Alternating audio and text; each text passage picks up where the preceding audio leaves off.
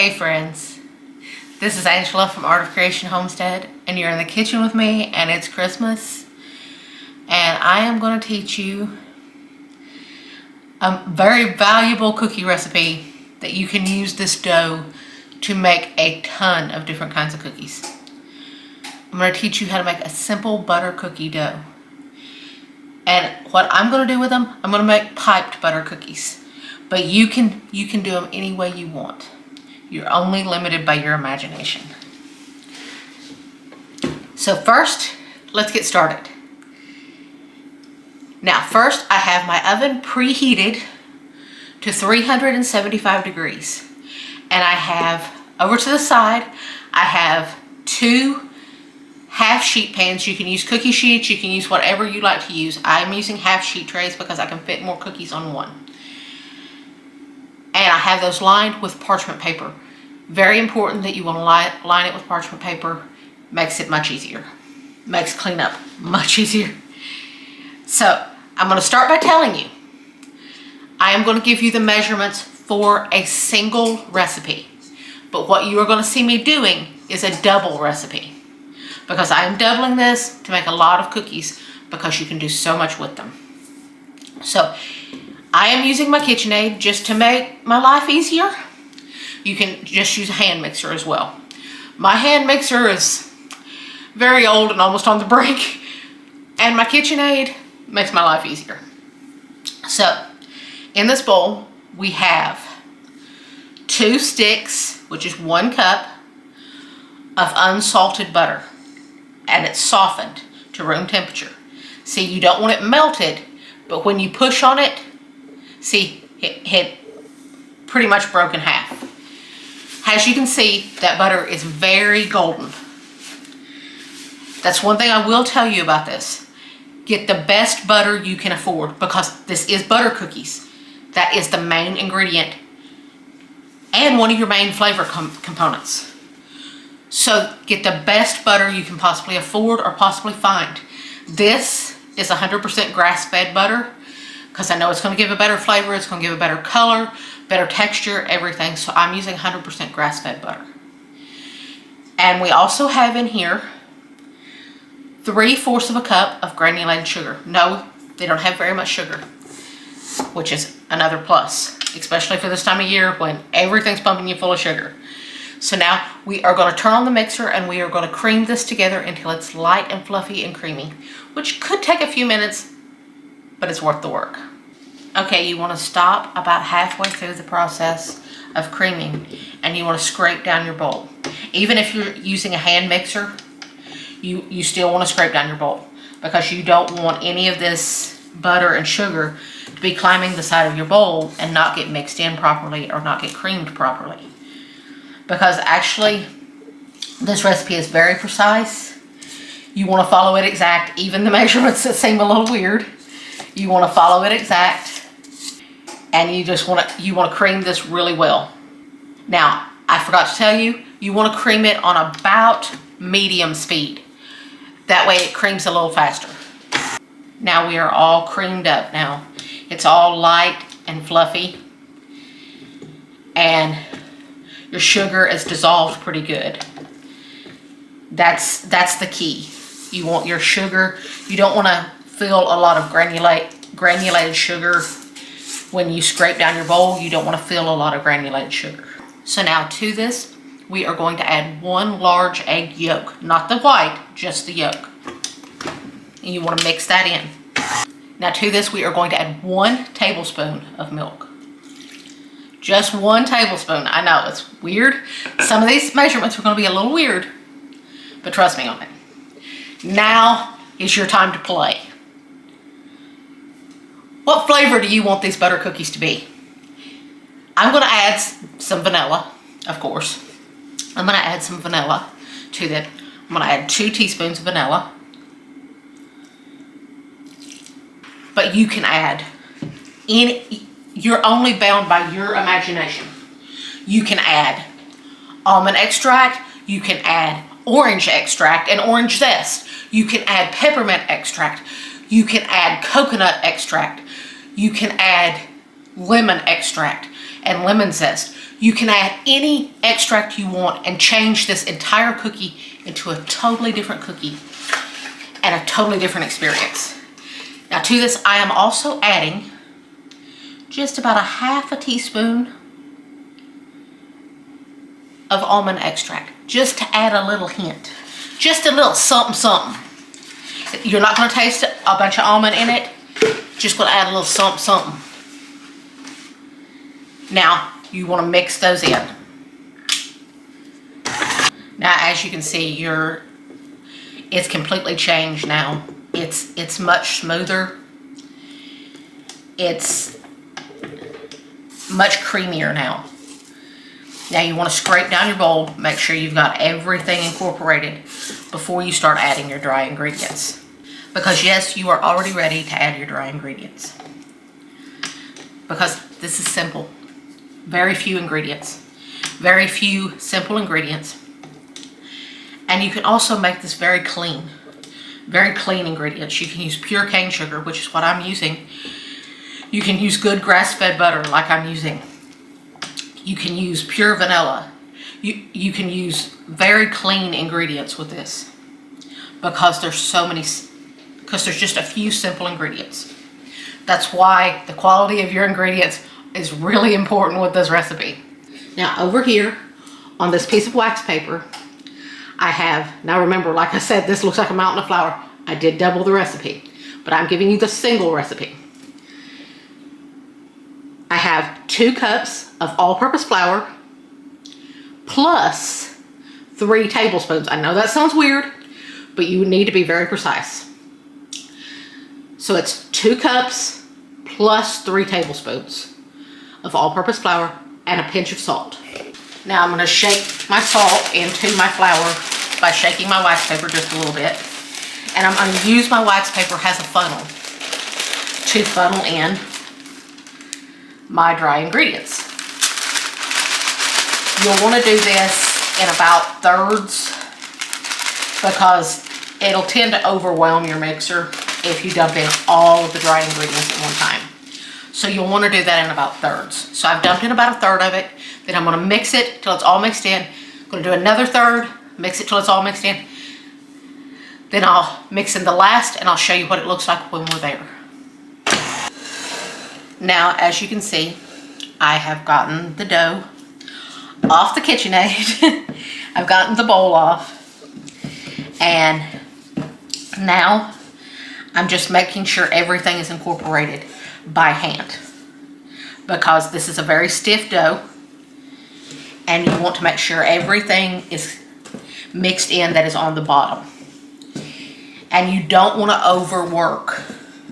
Once you have the flour in, you don't want to overwork that gluten because you want nice, tender cookies. You don't want tough, stiff butter cookies. You want nice, tender, beautiful butter cookies.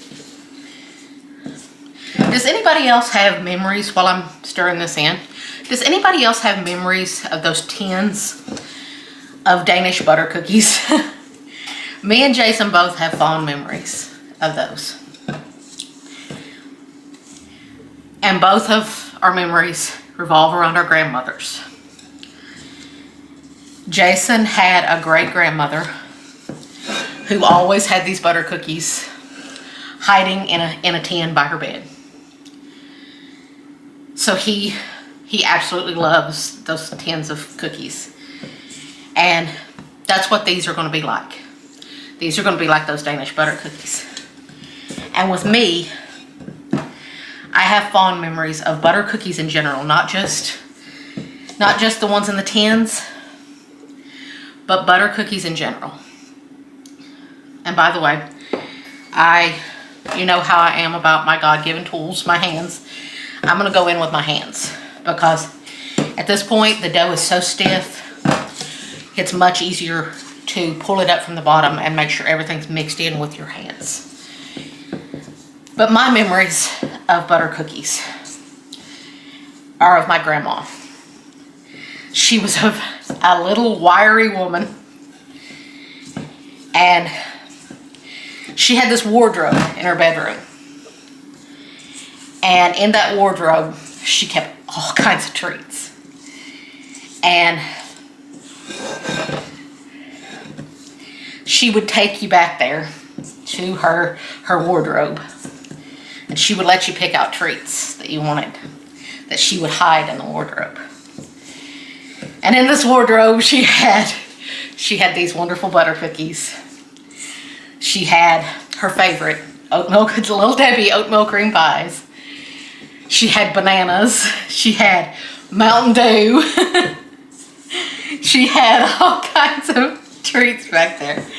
Things that were her favorites. So that's my memory of butter cookies. Because a lot of times I would pick butter cookies. Because I've loved butter cookies since I was a little girl. I would pick butter cookies a lot of times. And it's just a fond memory of going back there to that wardrobe. In my head, my grandmother has been dead since I was in 8th grade. So that's a long time. But in my memory, I can still see that wardrobe and still see that little short woman reaching in there and pulling out tons of wonderful treats and giving them to us. So at this point, if you are not making them into piped butter cookies and you are making them just regular, at this point, you want to either use a cookie scoop and scoop it out, or you can roll it into a log and slice it into cookies and just lay them out on your pan. I am choosing to do piped butter cookies. So in this cup, I have a piping bag. If you don't have a piping bag, you could use just a regular gallon-sized Ziploc bag. And I have a 827 star tip on it. I will put a link in the description below to the tip that I'm using and to the brand that I'm using that it is that number on. I will leave a link in the description below to that. But you can pipe them in any shape you want. Just to be honest, you can pipe them in any shape you want. That's just what I'm choosing to use. Now, you just want to take a portion of your dough. Like where I doubled it, I'm going to take 1/4 of my dough. And you want to put it in there. That's the reason I have my piping bag in a cup, because it's going to make it so much easier to be able to load my dough in. You don't want to load your bag too full, because it can cause a blowout. Because this dough is very stiff, it can cause a blowout. Then your dough goes everywhere and it's just a mess to clean up. So you don't want that. So now you want to squeeze your dough. You want to squeeze your dough down to the end of your piping bag, down to where your tip is at. And you want to twist the top of your bag. And like I said, remember this dough is very stiff. So it's going to take a little pushing to get it to get down there to the bottom. Now you want to keep applying pressure from the top. You want to pipe into a little circle.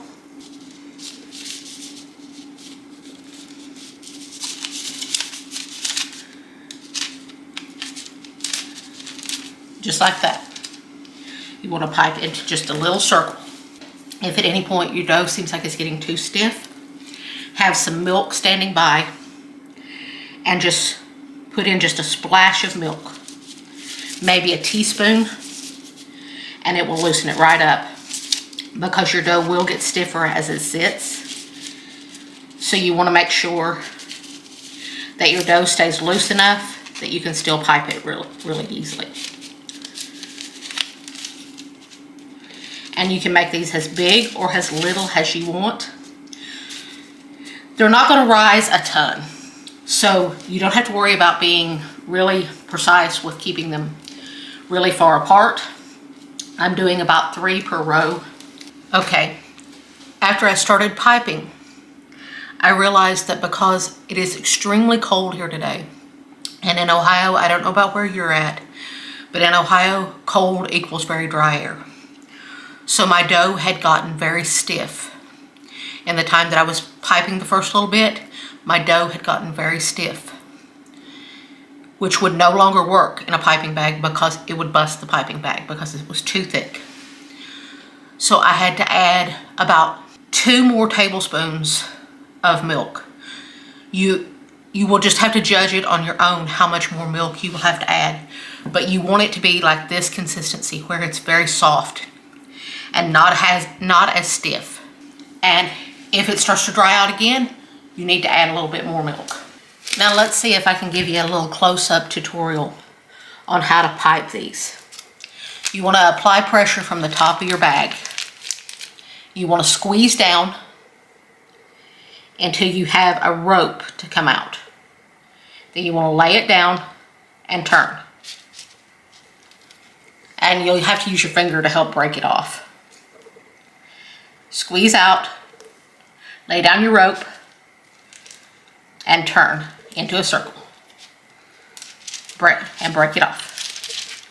Now look at those little beautiful cookies. Now, you have options at this point. You can start decorating these right now before they bake with colored sugars or whatever you like. Like some of these, I'm going to add just a little sprinkle of crystal sugar, which is just white crystal sugar. I'm going to add some crystal sugar to some of them. I'm going to do about 6 on this pan with crystal sugar. Then I'm going to do about 3 with some gold sugar.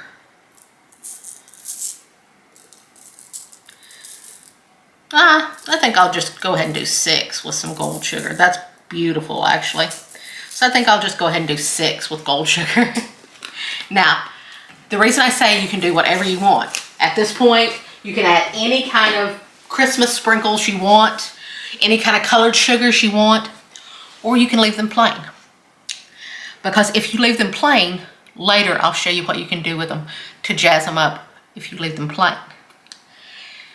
But now you want to pop these in to a 375 degree preheated oven until they are set. Just barely set. You don't want much color on them at all. If any, it's a very pale golden brown. Mostly you want them to stay pretty blonde. You don't want them to have a lot of color. I'll show you what they look like when I take them out of the oven. These beauties are out of the oven, and as you can see, they're still just golden. They don't have any brown on them. If you want any brown at all, it's just barely golden brown on the bottoms. They baked for 10 to 12 minutes. Mine baked for exactly 12 minutes. And you want to take them out at that point. Now they're not fully done, so you don't want to start getting them off the pan. You want to let them sit on the pan for about 10 minutes. At about the 5-minute mark, you will take a spatula and you will kind of wiggle your cookie around a little bit to make sure it's not stuck to your parchment paper. After you move them, it'll be 5 more minutes, and then you can finally remove them to a cooling rack, because then they will be fully set up and ready to be removed without tearing up. Because like I said, these are not fully cooked yet. They will finish cooking by the heat of the pan. I'll be back and show you what they look like when I am able to get them off the pan. Okay, it's been 10 minutes, and as you can see, I can easily pick them up off the pan. Now you still want to be very gentle with them because they are very delicate until they are 100% cool, and they are not 100% cool. They are cool enough that I can handle them, but that's about it. You want them to cool completely. But right now, after 10 minutes, your best bet is to transfer them to a cooling rack. If you do not have a cooling rack, you can let them continue to cool on the pan, but you're better off using a cooling rack. And as you can see, they're very blonde, and that's what you want. You don't want them to have much, if any, color at all. So now I'm going to transfer these to a cooling rack, and I'm going to keep making them, and then I'll show you the next steps that can even take this cookie even farther over the top. Now our cookies are all cooled, and as you can see on this cooling rack, about 20 of them I did not put any colored sugar on or any decorations on at all. I left them plain, as you can see. And see, they turned out very pretty. The reason I left them plain like that is because this is just another option of what you can do to these cookies that makes them a totally different cookie from one dough. I've got a 12-ounce bag because I am doing 20. Depends on how many cookies you are dipping, how many chocolate chips you'll need. I've got a 12-ounce bag of semi-sweet chocolate chips that I melted in the microwave in 30-second increments with about a half a teaspoon of butter. Now, it's nice and smooth. So now, I'm gonna take one of my cookies and I'm just gonna dip half of it. I'm not gonna dip the whole cookie in, just half. You just wanna dip half the cookie, not the whole cookie. The whole cookie I think would be a little too much. Now, if you want to, you can, but let the excess drip off. And then you want to put them on a piece of wax paper so that they can set up while things are still able to stick to the chocolate, while the chocolate is still nice and wet. I'm going to take some sprinkles, some Christmas sprinkles, and sprinkle the end of my cookie, the chocolate end of my cookie. See, now isn't that gorgeous? Now I'm going to finish dipping the rest of these and decorating them, and then we'll show you what they look like when they're all done.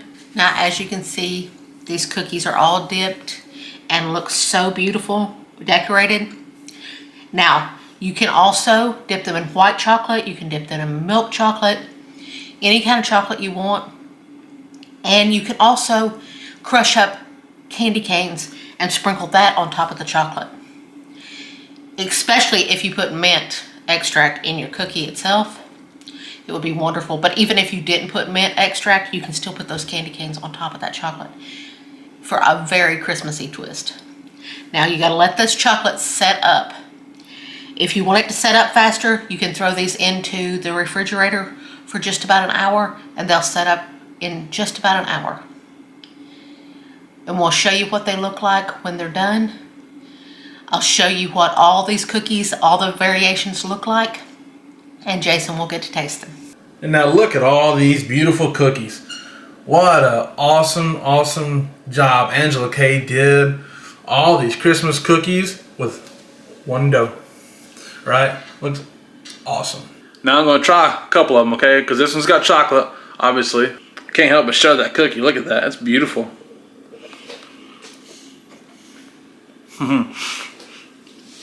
Wonderful, obviously.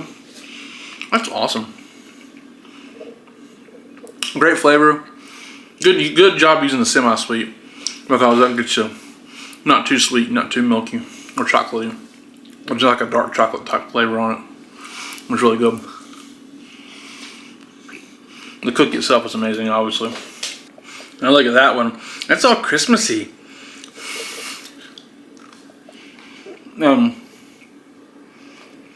Really good flavor. It's a Christmas cookie. It's the best basic Christmas cookie recipe it's not what you're gonna need, no doubt about it. So there you have it. It's an awesome replacement for buying those tins of butter cookies at the store. That's a homemade version. It's a heck of a lot better. They're not too hard because sometimes those butter cookies can be a little hard.